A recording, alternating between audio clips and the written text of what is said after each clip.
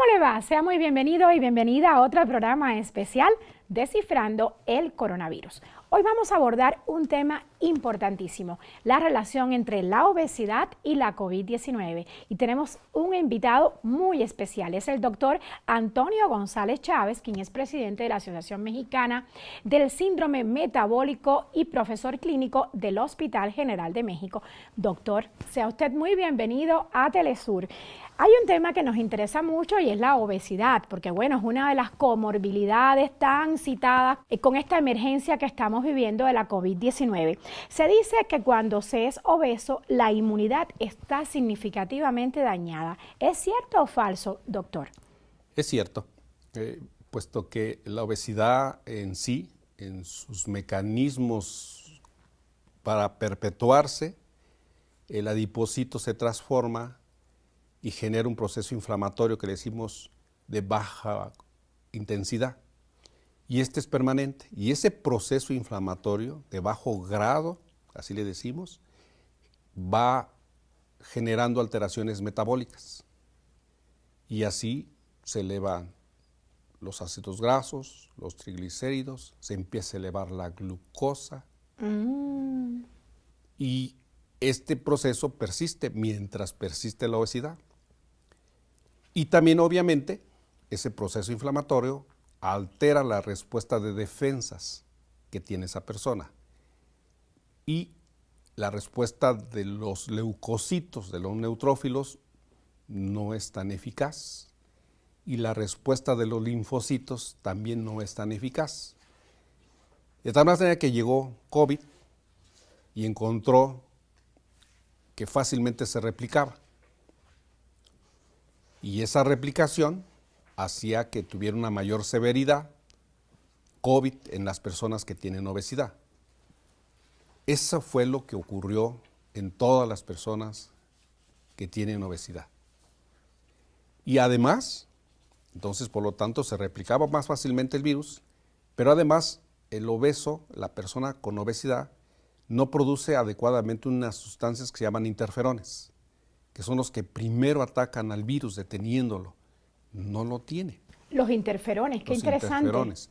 Y eso hace que el virus se replique más. Y luego la última, el tejido adiposo tiene mucho SECA, o sea, los receptores a través de los cuales penetra el virus a la célula. Entonces, si hay mucho tejido adiposo, pues entra el virus y entonces se replica enormemente.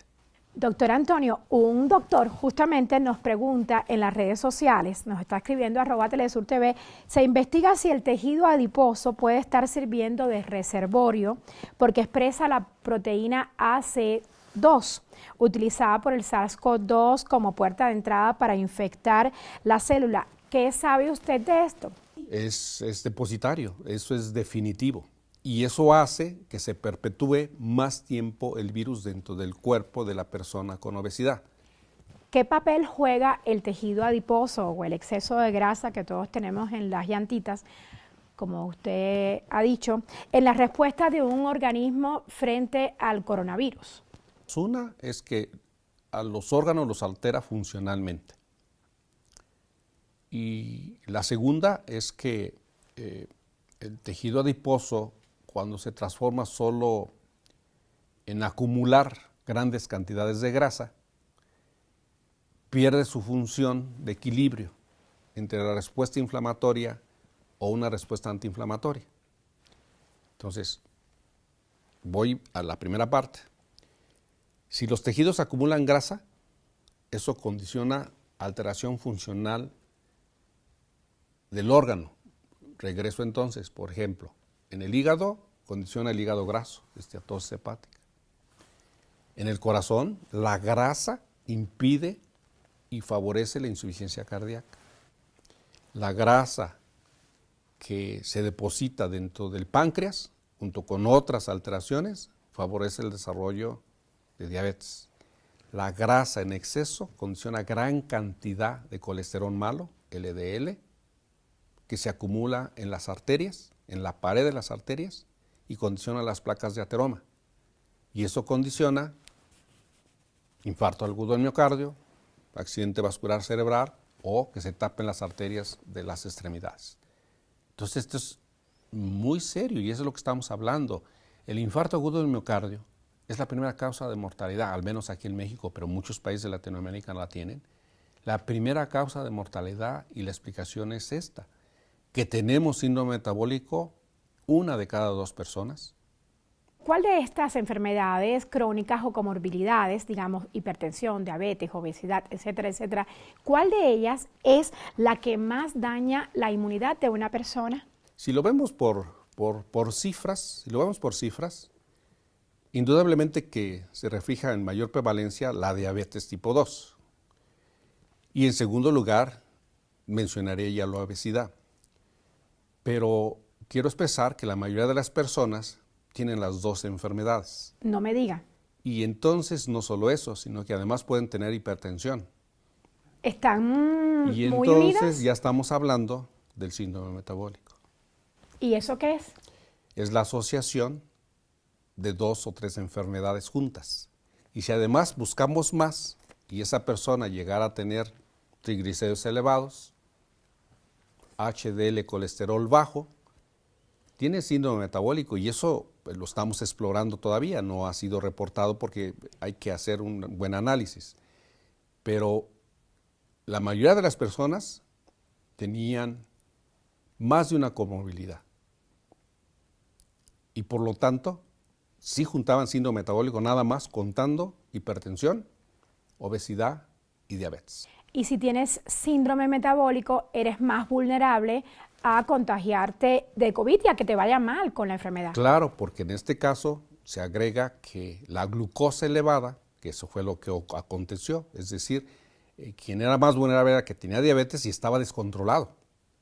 Entonces hay que estar muy medicado, Sí, tener eso porque controlado. la hiperglucemia evita otra vez como una parálisis de la respuesta inmunológica de defensa, no es adecuada y favorece el que se despierta una respuesta inflamatoria muy aguda, pero no tiene cómo pararla el organismo del paciente con diabetes.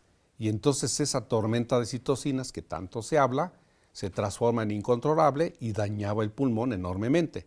Y no había células que trataran de parar esa respuesta de citocinas, esa tormenta de citocinas. Y entonces estas personas tienen 2 efectos de inmunidad. 1, células que disparaban la respuesta y no tenía células que trataran de controlar, equilibrar la respuesta. Resultado, daño agudo del pulmón y una severidad enorme de COVID en estas personas con diabetes y obesidad. Doctor Antonio, hay un usuario en las redes sociales que nos escribe a la cuenta de @telesurtv y nos pregunta, ¿qué ocurre con las personas que padecen obesidad? Hay estudios muy serios que señalan que los pacientes obesos tienen un riesgo mayor que otros de hasta un 50% de contagiarse de COVID-19 y de desarrollar síntomas más graves. La respuesta es no. Tienen el riesgo de que COVID sea más severo. Ese es el riesgo. Y también en estas personas con obesidad, sí se ha visto que para que elimine el virus se tardan más. Pero es eso nada más. ¿La obesidad compromete el funcionamiento de los órganos principales del cuerpo y el sistema inmunológico? Sí, porque el paciente con obesidad llega a acumular grasa en el hígado, grasa en el corazón, grasa en las arterias, grasa en los riñones, grasa en los pulmones. Y todo eso conlleva a su vez proceso inflamatorio. Entonces todos los tejidos tienen un proceso inflamatorio que les condiciona alteración de su función. Entonces llega una enfermedad, llega COVID, genera un proceso infeccioso, viene la respuesta de inmunidad y como dije, incontrolable, por un lado no se apaga y por otro se prende mucho, daña los órganos y los hace fallar. Y eso es lo que veíamos, el paciente obeso, el paciente con diabetes, iba con mayor severidad y es el que iba a hospitalizarse y es el que llegaba a la terapia intensiva y es el que llegaban a intubar con un ventilador. Y es porque sucedía la falla de todos los órganos. Antes de seguir, doctor, me gustaría hacer un alto para que usted nos explicara cuándo una persona se considera que está obesa. hay dos parámetros y mundialmente, y yo digo dos parámetros porque también tenemos que darle valor, es el índice de masa corporal, que cruza y divide talla, peso y talla. Considera esas dos variables, el peso y la talla. Y con eso determinamos un parámetro que se llama índice de masa corporal. Cuando este es mayor o igual a 30, decimos que tiene obesidad. Y llega a la obesidad mórbida cuando tiene mayor de 40. O sea que no se puede definir si uno es obeso simplemente por la apariencia. No, tiene que cruzarse peso contra talla, determinar el índice de masa corporal y sale un índice. Ese índice se llama índice de masa corporal. Entonces, por lo tanto, aquel que tenga igual o mayor a 30 tiene obesidad. ¿Qué tanto puede llegar a tener tan alto el índice de masa corporal? Cuando llega a 40 decimos que tenemos obesidad mórbida, ya extrema. Pero fíjese que hay personas que llegan a tener hasta de 60 el índice de masa corporal. O sea, son obesidades extremas. Súper extremas. Súper extremas. Bueno, esa es una parte bien importante. Pero a veces, pues no hacen el índice de masa corporal. Y entonces el otro parámetro que nos puede ser útil y que alarma a la persona es el perímetro cintura. Y ese perímetro cintura, al menos en el latinoamericano, se está usando en que la mujer sea mayor de 80 centímetros y en el hombre mayor de 90. Ese es un parámetro que es alerta porque es cuando se empieza a formar la llantita en el abdomen. Y esa es una alarma. Y si la persona la tiene, ya tiene grasa en el abdomen y eso empieza a significar que ya tiene obesidad. Y eso quiere decir que puede correr el riesgo de tener acto seguido diabetes. Indudable que se expone al riesgo. Exactamente el detonante en todos los países que digan por qué hay tantas personas que tienen diabetes tipo 2 es porque existe una gran prevalencia de obesidad. Justamente de eso le quiero preguntar. Tomando en cuenta el porcentaje de personas con obesidad en México y en Estados Unidos, por ejemplo, y reflexionando sobre la cantidad de muertes a causa de la COVID, quiero preguntarle, ¿hay alguna correlación entre obesidad y muertes justamente en estos dos países que podamos decir que este importante número de muertes se puede entender a través de las características de la población, por ejemplo, de que hay una población obesa?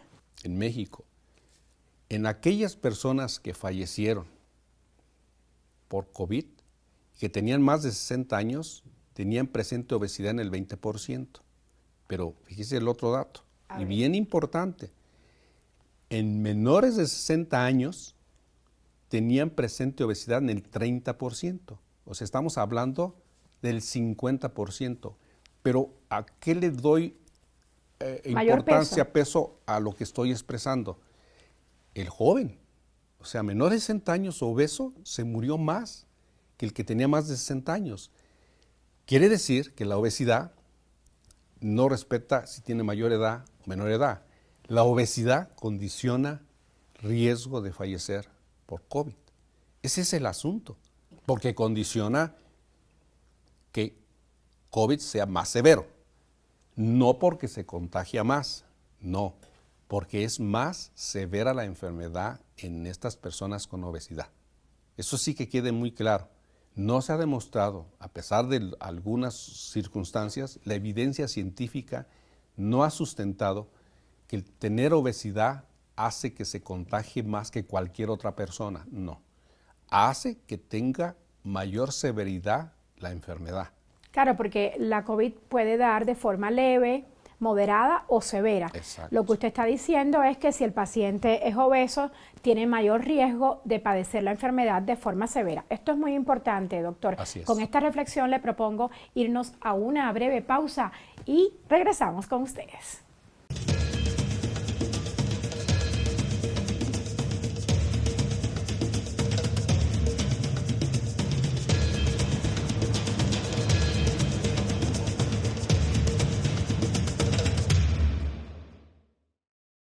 Regresamos, estamos conversando con el doctor Antonio González Chávez, quien es presidente de la Asociación Mexicana de Síndrome Metabólico y profesor clínico del Hospital General de México.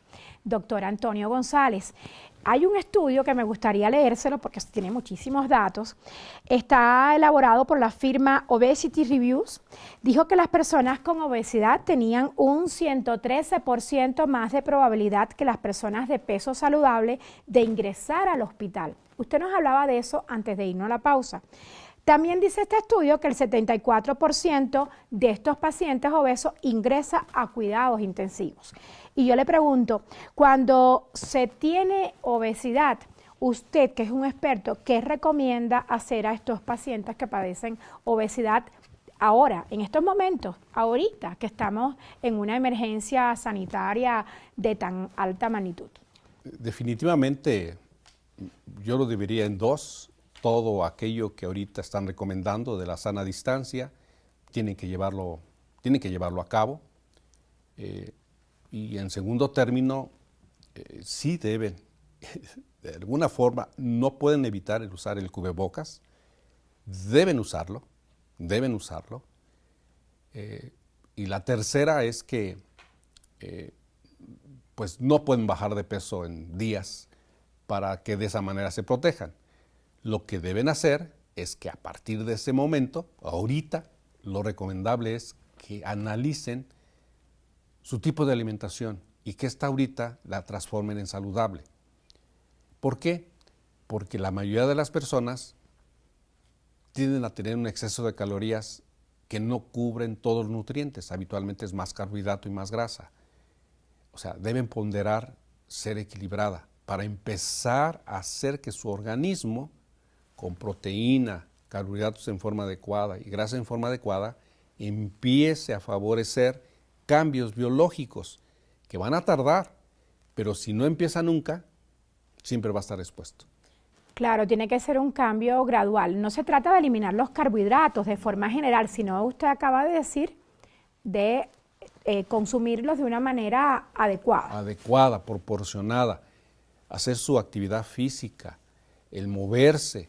Esto es importantísimo, evitar fumar, tomar alcohol, evidentemente las porciones más pequeñas. O sea, los cambios tienen que darse porque evidentemente, ahora sí lo expreso, cualquier kilo de menos es salud para ellos. Tanto para que de alguna manera no sea severo esta enfermedad de COVID, como para que también vivan más. Así de sencillo es expresarlo.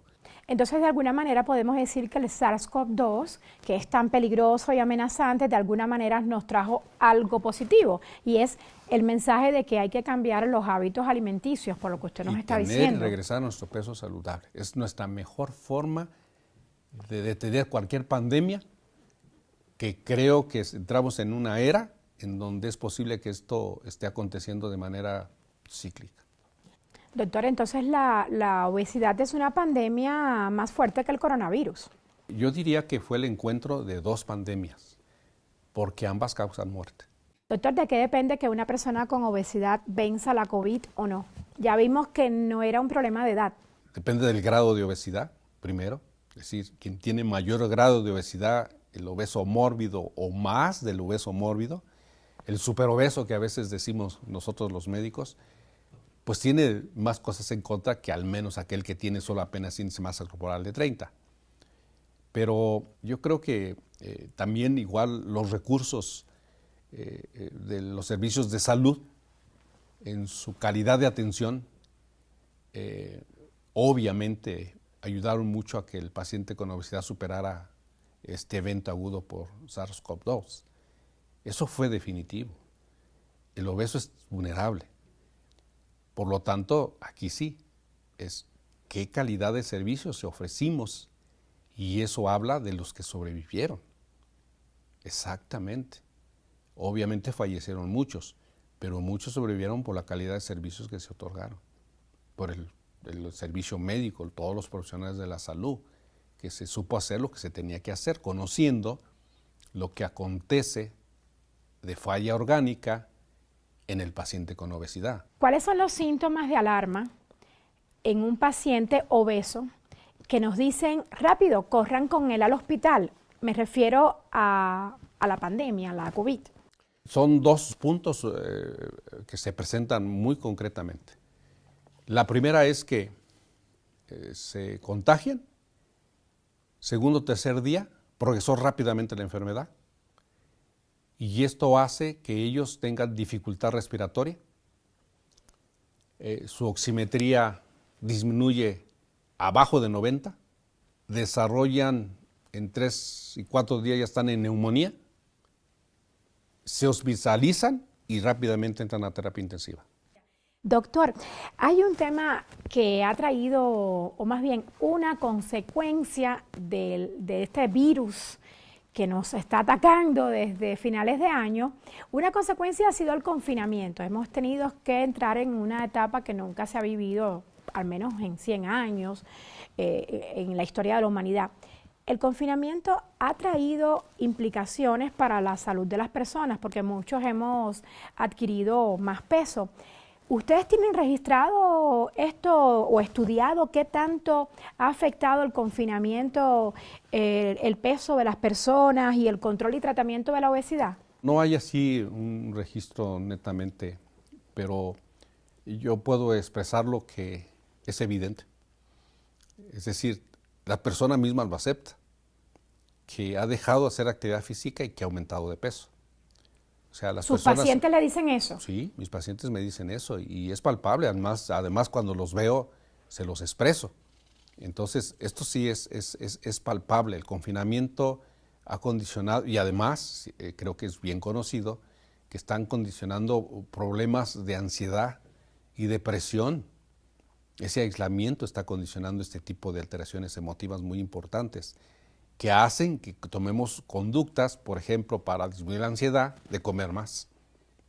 Sí, es cierto. Entonces, aquí sí se está haciendo un círculo vicioso y es lo que nosotros tenemos que alertar. Caso contrario, tenemos que tener motivación positiva en la transmisión de los profesionales de la salud hacia nuestros pacientes y es lo que se está haciendo ahorita desde el punto de vista de salud pública, de hacer que al contrario la persona mantenga una actividad física a pesar que esté en un espacio de su casa solamente. Yo creo que esta es una cosa que ahorita es un punto muy importante que nosotros tenemos que poner en evidencia y decírselo a las personas. O sea, si usted me pregunta, oye, ¿cómo me ha ido? No, pues mira, no, pues yo te veo ya más llenito, oye, ¿qué estás haciendo? Hay que decirlo. Hay que decirlo porque la persona pues quiere decir, pues mira, qué bien te ves. No, o sea, hay que decir lo que es. Y este es un aspecto que también culturalmente nos ha retrasado mucho en los países. El que yo doy un mensaje, corre, muévete, come poquito, come verduras. Y de repente, pues, oye, pero él dice, ¿a quién se lo estarán diciendo? Yo no tengo eso. Y se pierde. Es que antes las abuelitas veían que los niños gorditos eran los niños más sanos. Y la historia ha demostrado que eso no es cierto. No es cierto. Pero eso, para erradicarlo culturalmente, se necesita dar mensajes de otra manera que favorezcan lo que se llama promoción de la salud. Es decir, que la persona la capacitemos y le demos destrezas para que entienda qué está pasando en su entorno y qué está pasando con su salud. Y que él ayude a moldear y a manejar los determinantes sociales que están alrededor. Porque si él no sabe que unas papitas, que son muy sabrosas, pero que lo engordan, él no lo ha entendido. Ahí el papel de la escuela. Exacto, y de los papás. La educación, los papás, las familias, el aspecto del gobierno, el aspecto de los profesionales de la salud. Todos tenemos que hacer equipo para hacer que esa persona entienda que el comer papitas o refrescos es un exceso de calorías que hace que se incremente el peso y entonces le pone todo en riesgo de lo que platicamos. Finalmente, doctor, usted como experto, díganos, ¿qué camino deben escoger las sociedades, al menos aquí en América Latina, que tenemos un patrón de conducta bastante generalizado para combatir la obesidad? Usted nos ha explicado todo el daño que hace. ¿Qué hay que hacer? Evidentemente que ahorita, ante este encuentro de estas dos pandemias que tuvimos, y si nos referimos específicamente a la pandemia de la obesidad, hay que reflexionar. Y esa reflexión tiene que ser global, tiene que ser mundial. Tenemos que hacer que las personas, todos nosotros, veamos el tipo de hábito que tenemos tanto para hacer actividad física como para alimentarnos. Si esta alimentación es saludable o no es saludable. Y para ello ahora tenemos herramientas que deben difundirse y ampliarse a nivel latinoamericano y mundial. El saber que un alimento tiene el contenido adecuado o tiene un exceso de grasa o de azúcar. Y que esto a su vez, aquella persona que lea que un etiquetado de un alimento diga que tenga un exceso de grasa y de azúcar, entienda que eso le va a favorecer la obesidad. Este es un trabajo arduo, pero es un trabajo que ya se inició.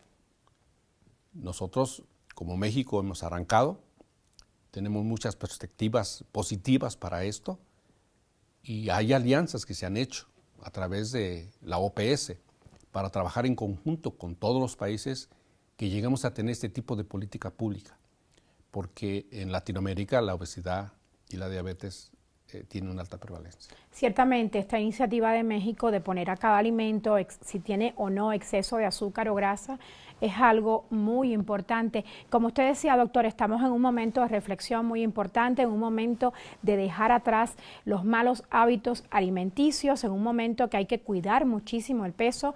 Yo me quedo con estos mensajes que usted nos está regalando para tener mejores hábitos en general, a partir de esta pandemia que nos ha puesto a todos a correr y a revisar lo que hacemos en el día a día. Gracias por estar con nosotros y a usted también. Gracias por su compañía. Nos vemos en 7 días.